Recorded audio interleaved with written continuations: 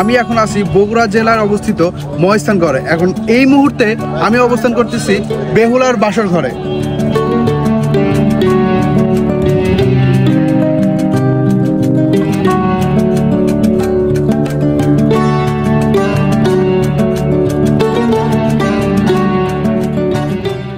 স্থাপত্যটি গোকুল মেদ বা লক্ষিন্দরের মেদ বলেও পরিচিত। স্থানীয়রা এই নিদর্শনাকে বেহুলার বাসরঘর বলে থাকলেও ইতিহাস ও প্রত্নতত্ত্ববিদদের মতে এটি একটি প্রাচীন বৌদ্ধ মঠ। প্রাচীন বাংলার সুবিখ্যাত মঙ্গল কাব্য মনসা মঙ্গলের প্রধান চরিত্র এবং চাঁদ সওদাগরের পুত্র লক্ষিন্দরের স্ত্রী বেহুলা। অনেকেই বলে থাকেন এখানেই হয়েছিল বেহুলার বাসর, যা সেন যুগেরও অনেক আগে। তবে বর্তমান গবেষকদের মতে এটি 809 থেকে 847 খ্রিস্টাব্দে দেবপাল নির্মিত একটি বৌদ্ধ মঠ। মেইন আকর্ষণ, মেইন যে বাসর ঘর, আমরা সেই বাসর ঘরে প্রবেশ করি।